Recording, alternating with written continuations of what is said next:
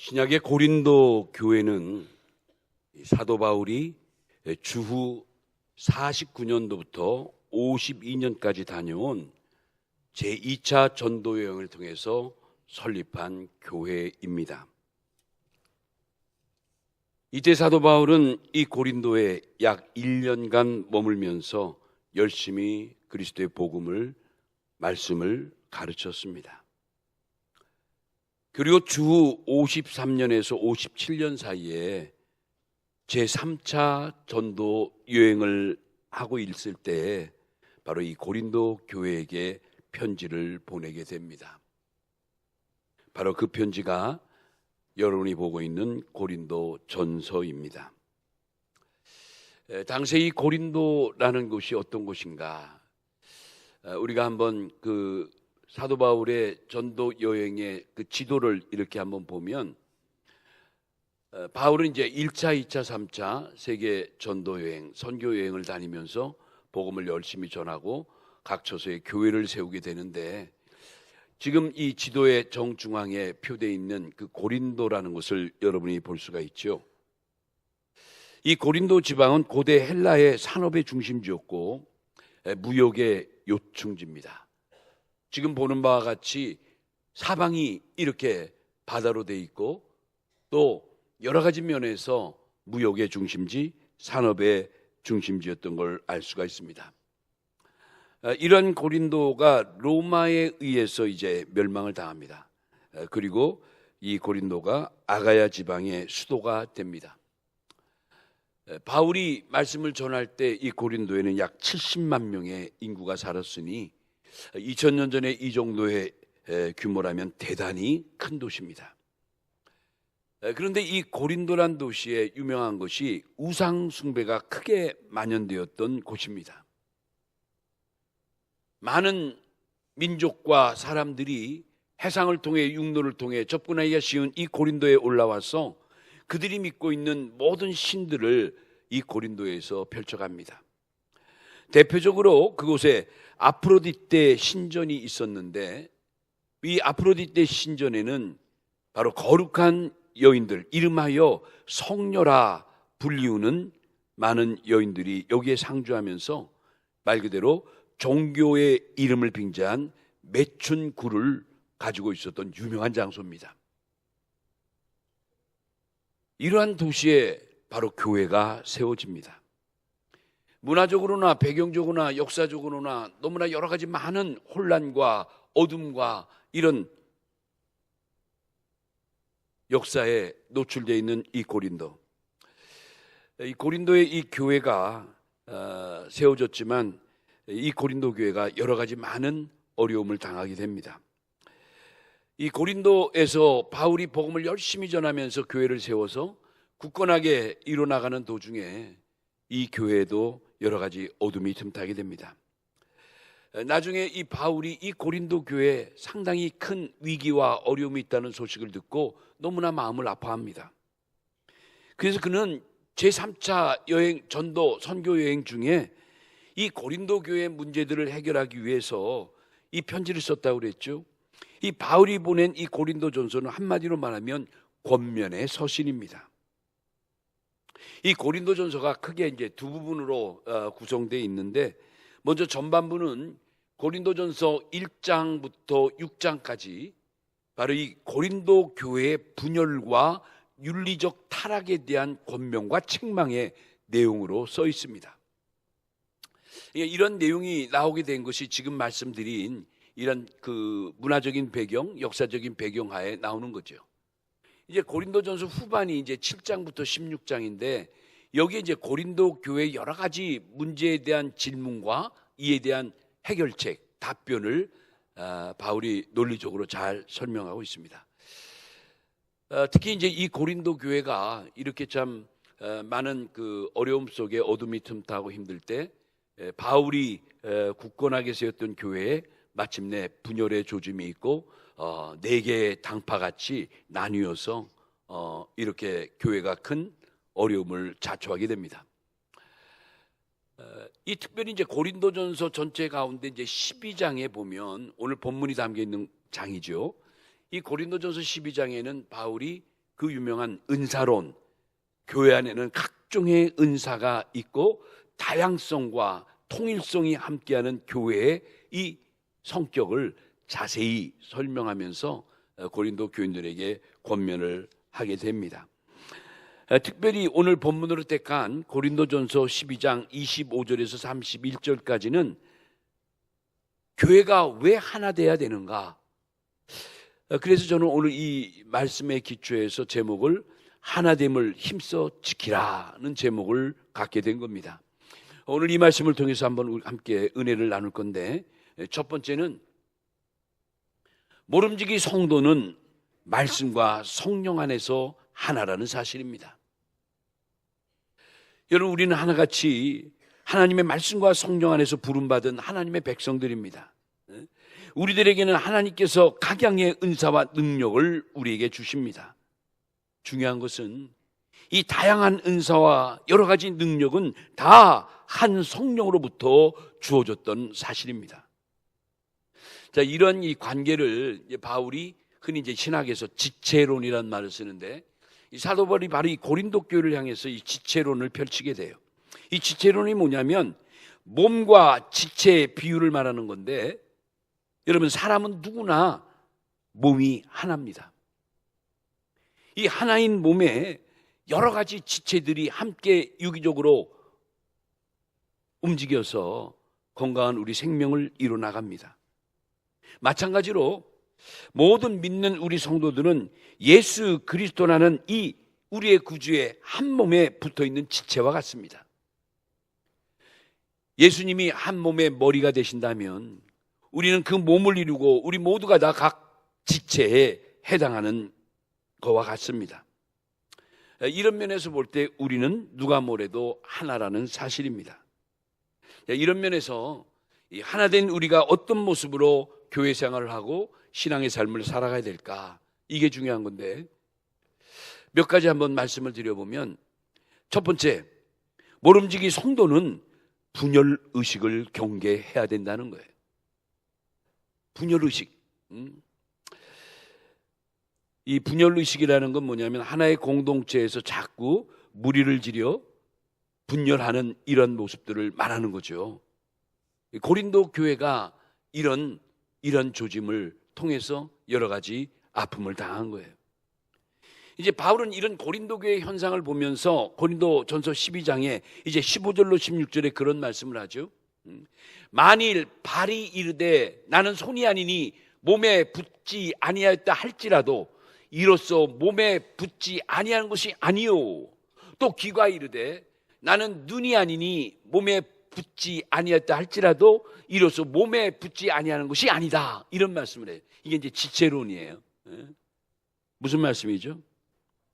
아니, 발이 나는 귀하고 상관없다고, 너는 너고 나는 나라고, 너는 나와 아무 상관이 없다라고 이렇게 했을지라도 한 몸을 보면 그렇게 말할 수 없다는 거죠.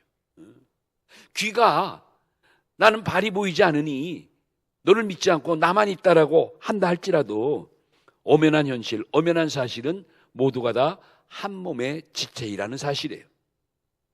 이런 걸 인식하지 못하고 각자가 개별적으로 이러한 주장을 하게 된다는 거죠.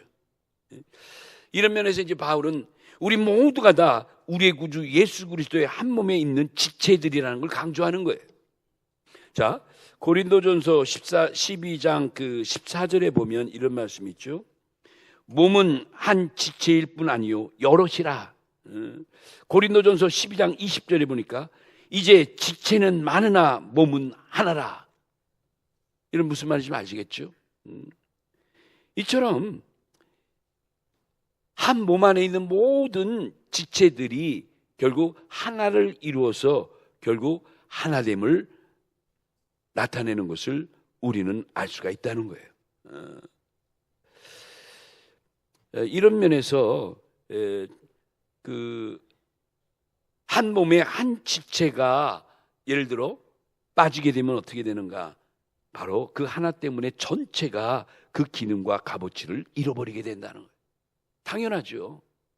여러분, 우리의 몸, 우리 신체를 보면 멀쩡한 것 같지만 만약 손이 없다고 칩시다. 만약 발이 없다고 칩시다. 절대 우리의 온몸의 기능과 값어치가 제대로 될 수가 없는 거죠. 이것은 뭘 의미하냐면 그만큼 모든 지체가 똑같이 중요하다라는 거예요. 이제 바울이 이제 지체론을 통해서 교회 구성과 교회 통일성에 대해서 이렇게 강조하는 거예요. 두 번째 우리가 생각할 것은 모름지기 성도는 공동체 의식을 간직해야 된다는 겁니다. 성도는 공동체 의식을 가져야 한다. 중요한 표현이 공동체 의식이에요. 여러분, 공동체 의식은 우리가 하나라고 생각하고 실제로 하나임을 느끼는 거예요. 우리 한 마을에 주민이 있고 이장님이 계시고 동장이 있고 다 있죠. 맡은 바 일은 다르지만 다 한 마을의 한 지체들인 거예요. 교회가 마찬가지라는 거예요. 여러분, 왜 우리가 하나의 공동체일 수밖에 없습니까? 그것은 이 한 지체가 고통을 받으면 모든 지체가 다 같이 고통을 받게 되고, 한 지체가 영광을 받게 되면 모든 지체가 영광을 받기 때문에 우리는 하나의 공동체인 거예요. 이걸 모른다 할 수 없는 거예요. 모른다라고 주장하면서도 아파하는 거예요. 그 아파한다는 것 자체가, 같이 고통스러워한다는 것 자체가 결국 하나의 지체요, 하나됨을 증명하는 거예요. 자, 고린도전서 12장 26절에 이런 말씀하죠. 만일 한 지체가 고통을 받으면 모든 지체가 함께 고통을 받고, 한 지체가 영광을 얻으면 모든 지체가 함께 즐거워하느니라. 지금 말씀드린 그 내용 아니에요. 그러므로 우리는 이런 공동체 의식을 가지고 조금 부족해도, 조금 마음에 안 차도 그래도 서로를 돌봐보고 하나됨을 지켜나가야 된다는 거예요. 이건 이제 사도 바울이 오늘 말씀하신 이 고린도전서 12장의 가장 중요한 핵심 메시지예요. 자, 고린도전서 15장 25절에 뭐라고 말씀합니까? 25절에, 이 중요한 구절인데, 여기 보니까 몸 가운데서 분쟁이 없고 오직 여러 지체가 서로 같이 돌보게 하셨느니라. 하나님께서 한 몸을 만드셨는데 이 몸들이 서로 지체마다 손 따로 발 따로 뭐 이렇지 않고 모두가 분쟁이 없고 여러 지체가 서로 같이 돌보게 하셨다는 거예요. 여기 돌보게 하다를 공동 번역해 보니까 나와 있죠. 화면에 보니까 이것은 몸 안에 분열이 생기지 않고 모든 지체가 서로 도와 나가도록 하시는 것이다. 서로 도와 나가도록 하시게 하는 거라는 거예요. 그러니까 이런 공동체 의식이 바르게 이해되지 않는다면 믿음의 공동체라 할지라도, 또는 우리 사랑의 공동체인 가정이라 할지라도 얼마든지 충돌하고 갈등하고 분열할 수 있다는 거예요. 여러분, 그렇죠. 교회도 그렇고 가정도 그렇고 남편과 아내의 관계도 그렇고, 교인과 교인의 관계도 그렇고 말이죠. 그래서 우리는 모두가 예수 그리스도 안에 한 몸이라는 지체의식을 가져야 된다는 거예요. 그리고 할 수만 있으면 서로를 존중하고 도와주는 이런 공동체를 이끌어가도록 서로가 힘쓰고 애써야 된다는 거예요. 어떤 면에서 보면 여러분, 이 신앙의 공동체인 교회가 굉장히 강력한 힘을 발휘하는 것 같아도 한편에서는 굉장히 위험하고, 또는 오히려 굉장히 그런 면에서 약한 모습도 있는 거예요.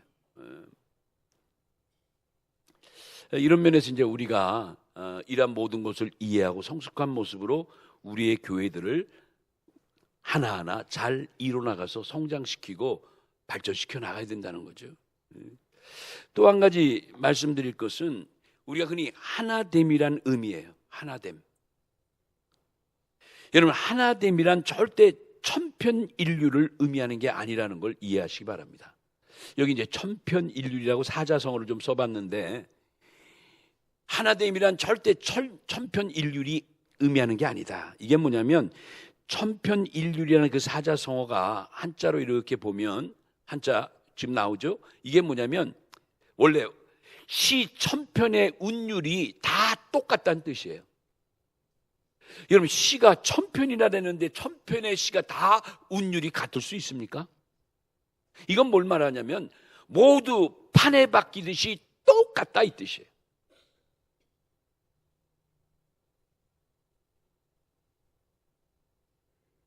그러니까 우리가 사람들이 흔히 하나됨을 말하면 생각하기를 전체의 모습이 똑같아야 한다는 걸로 착각해요. 그런데 이 진정한 하나됨은 전체가 똑같은 획일주의가 아닙니다. 여기에 성숙함이 필요한 거예요. 교회를 이해함에 있어서 가장 중요한 게 바로 이 점이에요. 다양성. 결국 교회가 하나됨이란 의미에는 이런 천편일률이라는 그 의미가 아니라 믿음 안에서, 그리스도 예수 안에서 우리가 다양한 모습으로 하나가 되고 있는 통일성을 가리키는 거예요. 교회의 위대함이, 교회의 정말 신선함이 바로 여기 있는 거죠. 직업도 다르고 남녀노소 나이도 다르고 문화도 다르고 자라온 모든 환경도 다름에도 불구하고 한 교회에서 한 믿음으로 이렇게 공동체를 이뤘다는 게 기적 같은 일이고 신비한 일이죠. 이런 신령한 다양성을 우리가 서로 이해해야 된다는 거예요. 그런 면에서 이제 그 고린도전서 12장 28절에 보면 이제 하나님이 교회 중에 몇몇을 세우되 첫째는 사도고 둘째는 선지자고 이런 거 나오죠. 교사, 또 능력 있는 자, 또 병 고치는 자, 서로 돕는 자, 방언하는 자, 뭐 이런 사람들이 다 있어요. 근데 이 모든 다양한 능력과 은사를 누가 주셨느냐? 주신 분은 한 분이라는 거예요. 왜? 각자 그 사람에 맞게 하나님께서 활용하시고 하나님께서 그들을 통해 영광 받으시기 위해서 각종 다양한 은사들을 펼쳐놓으셨다는 거예요. 그렇죠. 음악에도 교회에도 이렇게 찬양 인도를 잘하고 음악에 소질이 있고 좀 뜨거운 분들이 찬양단을 이끌어 가잖아요.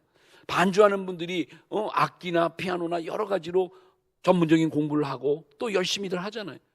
그분들에겐 그러한 은사를 주신 거예요. 그렇죠. 아무나 바이올린하고 아무나 피아노하고 아무나 반주합니까? 아무나 소프라노하고 그렇지 못하죠. 이건 뭐냐? 하나님은 교회 가운데 이렇게 여러 가지 직분과 은사와 능력을 통해서 그 교회 안에 더 큰 하나님의 영광과 능력을 세상 속에 발하기 위한 놀라운 하나님의 섭리인 거예요. 그러므로 우리는 교회 안에서 획일적인 은사만 강조해서는 안 된다는 거예요. 무슨 말씀인지 알죠?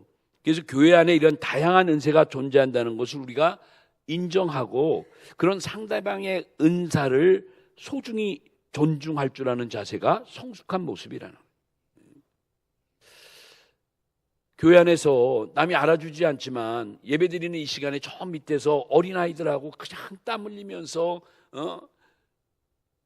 365일 52주 동안 그냥 아이들 뒷바라지하면서 교환 준비하고 애쓰고 힘쓰는 이런 선생님들이 지금 이 시간에도 우리 자녀들, 우리 손주들 위해서 힘쓰고 애쓰고 있어요. 그분들은 또 그분들의 은사예요. 우리 보고 그렇게 하라면, 저는요 설교 중에 제일 어려운 설교가 다음 주에 그 설교 부탁받는데 어린이 설교예요. 어린이 설교. 더 어려운 것은 유아부 같은 5살 미만 아이들, 이제 학교 들어가기 전 어린이들, 그들에게 뭔 설교를 해요? 뭔 설교를? 가서 그냥 까꿍 하고 내려오면 되는 거지. 근데 설교 제목을 내고 본문을 내고 또 형식에 맞춰서 짧게라도 10분간 5분간 해야 되는. 아니, 설교 중에 제일 어려운 설교가 어린이 설교예요. 근데 우리 선생님들 보세요. 전도사님들 보세요. 어쩌면 목소리부터 모양부터 어린아이같이 똑같이 돼가지고 저는 그렇게 흉내내도 못해요. 그분들의 독특한 은사고 능력이에요. 왜요? 하나님이 교회를 이루기 위해서 그분들에게는 그런 은사를 주신 거예요. 다른 분들은 또 찬양을 열심히 하고 얼마나 우리 시온찬양단 엘리마천 잘합니까? 이런 모든 것들을 아무리 하찮은 일 같고 보이지 않는 일이라도 하나님이 들어 쓰시는 그 하나님의 역사에 우리가 존중해서 그분들을 인정하고 상대의 은사를 존중하는 게 굉장히 중요하다는 거예요.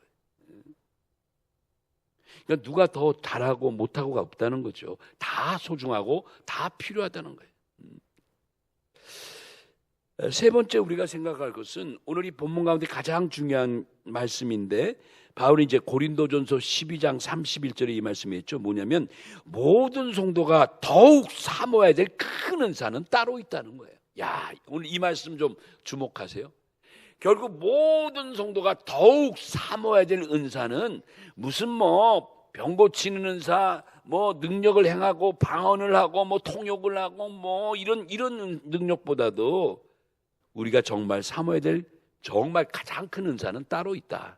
이제 바울이 이제 그걸 딱 말씀하면서 고린도전서 12장 31절에 이런 말씀이에요. 이거 한번 우리 다 같이 읽어봐요. 고린도전서 12장 31절 크게 한번 다 같이 시작. 너희는 더욱 큰 은사를 사모하라.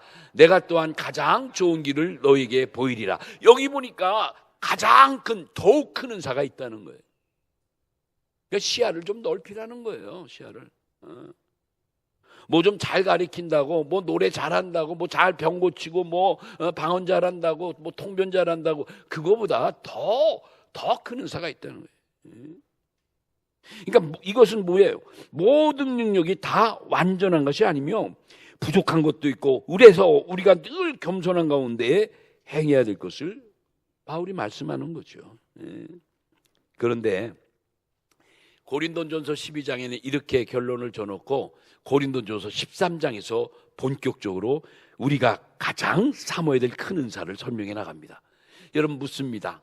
고린도전서 13장을 우리가 무슨 장이라고 그러죠? 사랑의 장. 그래요. 우리가 흔히 고린도전서 13장 하면 사랑의 장. 거기 보면 이제 고린도전서 14장 거기 보면 이제 4절부터 사랑은 어떤 것이다 하면서 바울은 구체적으로 사랑의 모습을 15가지로 나열하고 있어요. 결론은 뭐냐면 우리 모든 성도가 정말 더욱 큰 은사를 사모할 것은 다름 아니라 사랑이라는 거. 사랑. 예수 그리스도의 사랑이라는 거예요. 하나님의 사랑이라는 거. 사랑. 그러니까 우리가 모든 은사를 행할 때 반드시 이 사랑이 나타나야 된다는 거예요. 그게 제대로 된 하나님이 주신 은사라는 거예요. 그러면서 이제 조금 전에 고린도서 13장 4절로 7절에 참사랑의 5가지 모습을 설명하죠. 거기 보면 우리가 너무 잘 아는 구절이니까 다 외기도 하지만 다시 한번 그 4절부터 한번 보세요. 여러분이 한번 이 성경을 보면서 참사랑의 모습이 15가지니까 사랑은 무엇이다? 이 15가지를 한번 이렇게 한번 지금 화면을 보거나 성경을 보면서 한번 이렇게 세보세요. 첫째, 사랑은 뭐라고 그랬죠? 오래 참는 것이라. 두 번째, 사랑은 온유한 것이라. 세 번째, 시기하지 않는 것이라. 그리고 사랑은 자랑하지 아니하고 교만하지 아니하고, 다섯 번째가 뭐죠? 무례히 행치 아니하는 것이고, 사랑은 여섯 번째 뭡니까? 자기 유익을 굳지 아니하는 것이고, 성내지 아니하는 것이고, 여덟 번째가 악한 것을 생각지 아니하는 것이 사랑이라는 거예요. 아홉 번째가 뭐예요?